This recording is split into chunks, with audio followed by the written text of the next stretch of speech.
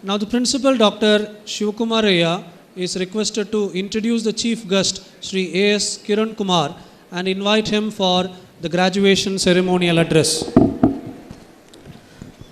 I am very happy to introduce our Chief Guest Sri A.S. Kiran Kumar, Chairman, Indian Space Research Organization. Sri A.S. Kiran Kumar is currently the Chairman of Indian Space Research Organization. He is also the Chairman, Space Commission and Secretary to Government of India, Department of Space. As Chairman of ISRO, he is responsible for the development and application of space science and technology for national development, space science, research and planetary exploration. In this pursuit, he is steering the space and design and development of indigenous launch vehicles and related technologies for providing access to space and design and development of satellites and related technologies for Earth observation, communication, navigation and space science. He is leading the Indian National Satellite INSAT program for meeting telecommunication, television broadcasting and developmental applications, Indian Remote Sensing Satellite program for management of natural resources and monitoring of environment using space-based imagery, development of space-based applications for societal development. Born on 22nd October 1952 in Asan, Karnataka, Sri Kiran Kumar holds BSc Honours degree from National College, Bangalore, MSc degree in Electronics from Bangalore University, and MTech degree in Physical Engineering from Indian Institute of Science, Bangalore. He began his remarkable career in 1975 by joining the Space Application Center of ISRO at Ahmedabad, where he has shouldered the various responsibilities over the years and served as its director. During his career spanning 4 decades at Space Application Center, he has made immense contributions to the development of over 50 electro-optical imaging sensors operating from airborne, low Earth orbit and geostationary Earth orbit platforms, starting from the Bhaskara Chivi payload that led to evolution of observation strategy encompassing land, ocean and atmosphere. Sri Kiran Kumar has been instrumental in the operationalization of OceanSat-2 scatterometer data for generating ocean wind vectors essential for use in numerical weather forecast model and work towards making it available for the global user community. Sri Kiran Kumar has played key role in the success of Chandrayaan-1 mission and Mars Orbiter mission, 2 unique and challenging planetary exploration missions which were conceived, planned and executed with a great deal of originality. India became the first country in the world to have succeeded in reaching the planet Mars in its maiden attempt, thus placing India in the League of Elite Space Research Nations. In recognition of his important contributions to the Indian space program, Sri Kiran Kumar has been bestowed with a number of awards. Laurels for Team Achievement Award for Chandrayaan-1 by International Academy of Astronautics in 2013, ISRO Team Award for Chandrayaan-1 Instruments, Science Data Center and Mission Operations in 2008, Laurels for Team Achievement Award by International Academy of Astronautics in 2008, ISRO Performance Excellence Award in 2008, Bhaskara Award by Indian Society of Remote Sensing in 2007, ISRO Individual Service Award in 2006, Astronautical Society of India Award for Space Science and Applications, then Indian Society of Remote Sensing Award in 1994. The nation has honored him by conferring the Padma Shri Award in 2014. Sri Kiran Kumar has been conferred with honorary doctorates from Jawaharlal Nehru Technological University, Anandpur, Andhra Pradesh, Tumkur University, Karnataka, and Satyabama University, Chennai. Sri Kiran Kumar is the President of the Indian Society of Remote Sensing and Indian Society of Geomatics and Fellow of the Indian National Academy of Engineering, National Academy of Sciences, Indian Society of Remote Sensing, Institution of Electronics and Telecommunication Engineers, and the Gujarat Science Academy. He is also a member of the International Academy of Astronautics. Shri Kiran Kumar has been duly recognized internationally for his contribution to remote sensing data calibration and validation activities in forums like Committee on Earth Observation Satellites, then Expert Team on Satellite Systems, then Indo-US Joint Working Group on Civil Space Cooperation. He has been the chair of the CEOs during the year 2012. He has co-authored more than 73 technical papers in journal, symposia, conferences. May I request respected A.S. Kiran Kumar to deliver the graduation ceremonial address.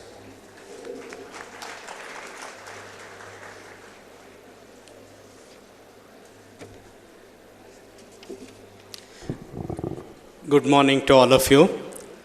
Honorable President of Shri Siddhganga Education Society, His Holiness Dr.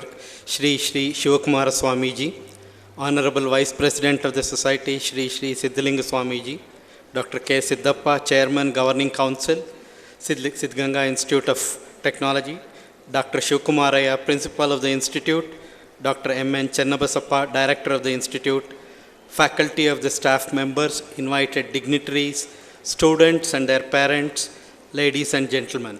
I feel it's a great privilege and honor to address all of you on the occasion of this graduation ceremony at the Siddhganga Institute of Technology.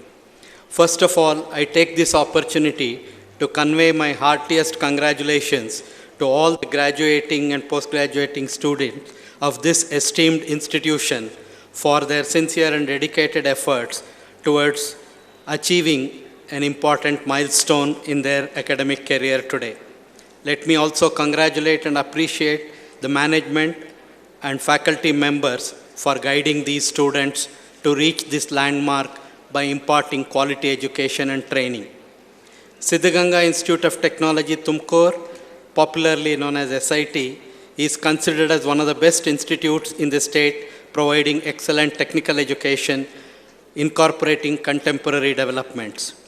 The institute, though began humbly with 3 conventional engineering courses, civil, mechanical, and electrical, has grown to provide training in undergraduate engineering degree courses in 12 disciplines, postgraduate programs in 14 disciplines, including MBA, MCA, and it has over 6,000 students pursuing the course with a faculty strength of about 330.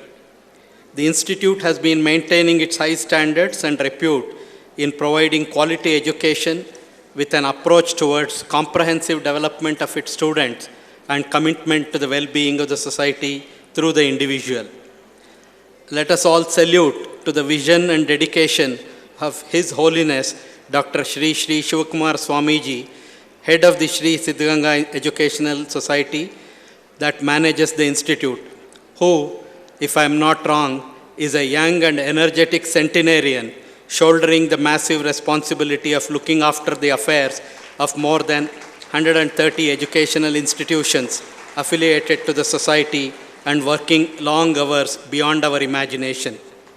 This campus, spread over lush green landscape, not only makes me happy, but also inspires me to draw your attention towards the benefits of living and getting educated, blending with the colors of nature. Science and technology development dates as far back as Stone Age, when man discovered how to make fire about 1.4 million years ago. As years passed, technological advancement was no longer confined to the mere purpose of meeting man's needs for food, clothing, and shelter.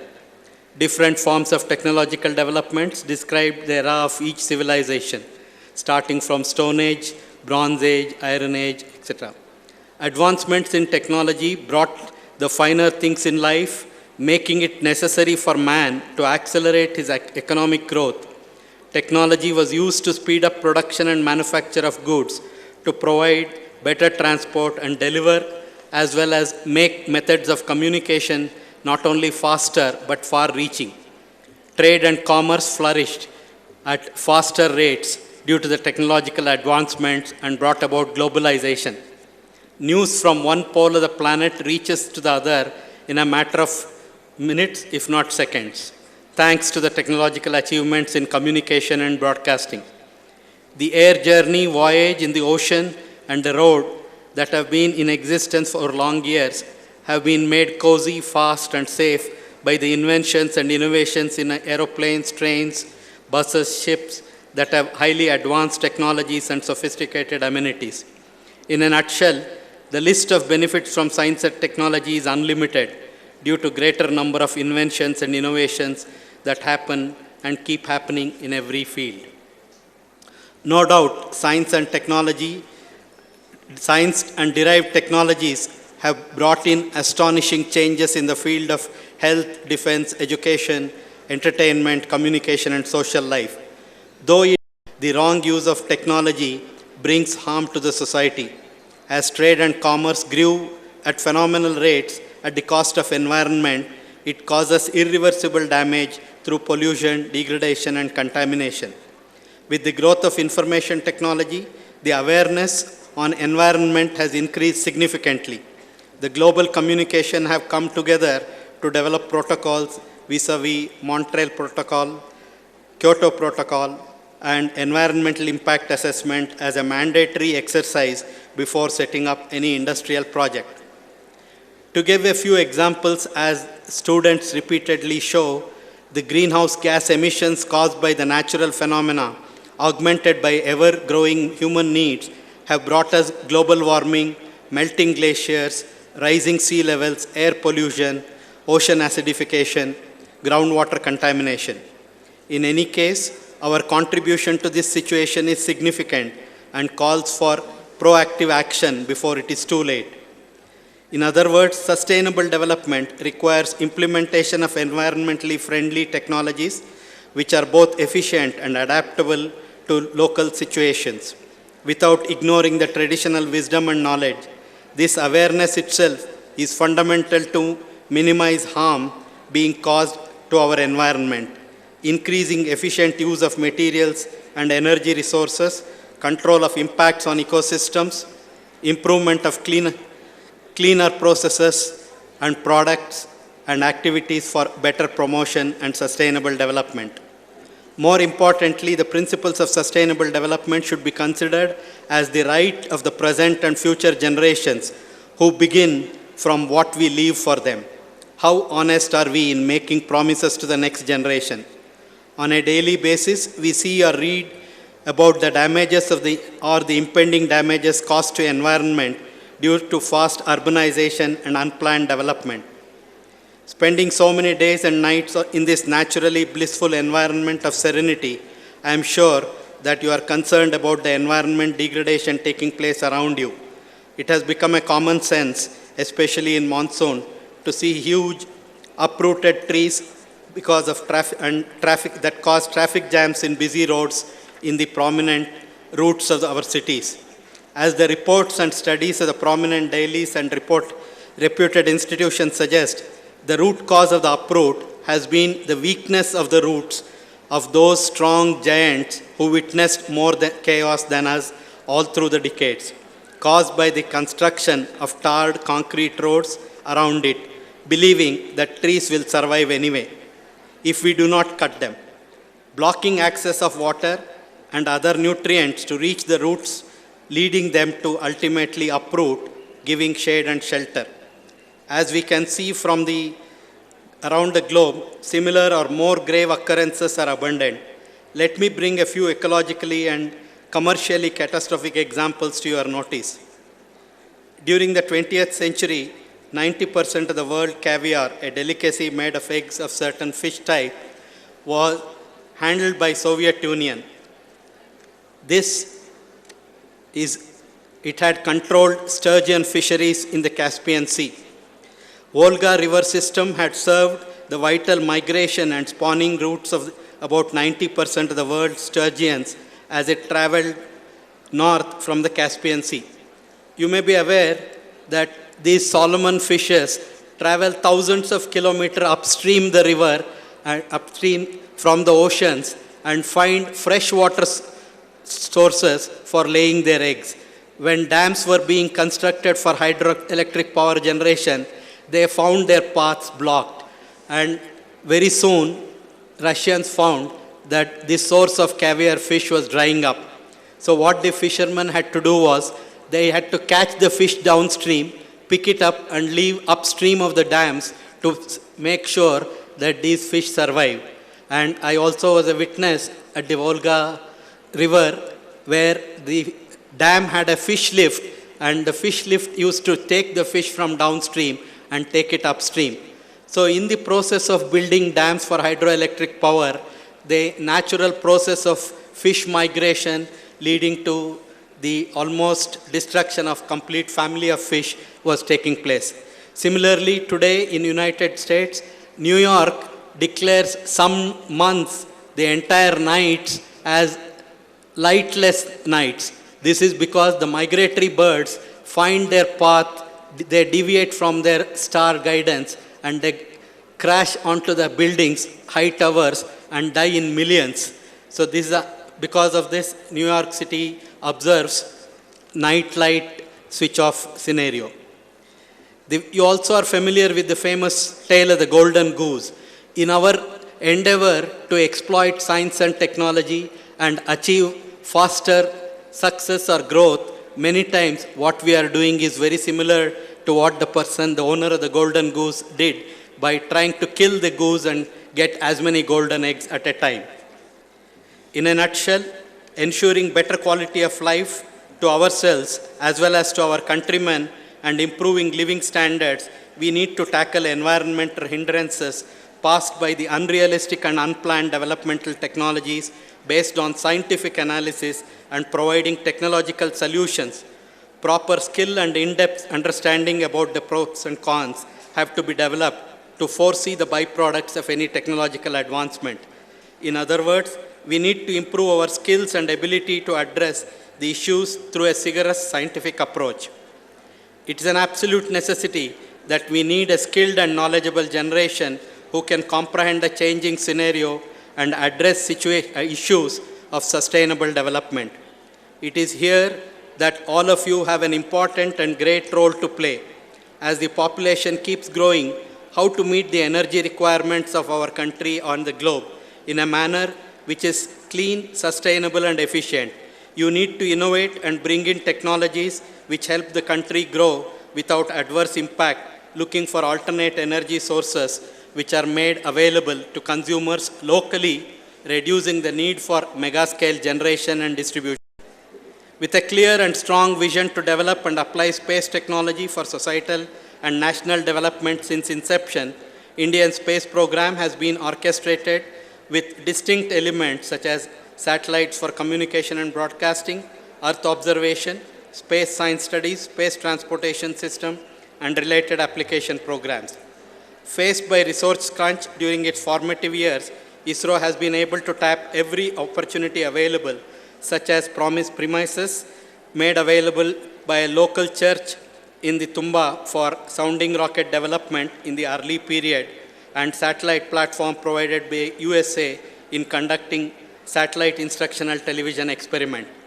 During the early years itself, ISRO could make use of adaptive technologies like push broom technology in the Indian remote sensing 3-in-1 imaging concept, INSAT series of combining meteorology, communication, and broadcasting, advances in satellite remote sensing, global navigation satellite system, and geographic information systems now make it easier to integrate ecological, environmental, and other information for developing predictive models that can be used. The recent success of ISRO's Mars Orbiter mission is a result of tremendous team effort and innovative use of limited resources to achieve defined goals. This success has brought in a high degree of confidence among people of all walks of life in the country and a self-belief that we Indians can achieve great results. Dear students, after spending your time within the confines of a protected environment of school, college, and colleges, you will now be exposed to the harsh realities of the competitive world. How well you perform in this real world depends on how many aspects. your ability to use knowledge you have acquired, skills you have learned, and the ability to adapt to a work environment as necessary. It is imminent that the Indian academia would be playing a major role in providing the industry-ready talent pool for enabling the economy to grow, compete, and succeed. Before I conclude, let me remind you of the wonderful opportunities available to each one of you in making use of the knowledge and skills you have acquired, and ensure the learning is a continuous process. You need to leave a footprint of yours in this world, striving to make this planet a better place for living for the posterity. I am sure in the years to come, this institution of excellence would reach greater heights in imparting high-quality education for nurturing a knowledgeable and skilled youth force that is going to take the nation to become a global leader. Thank you very much.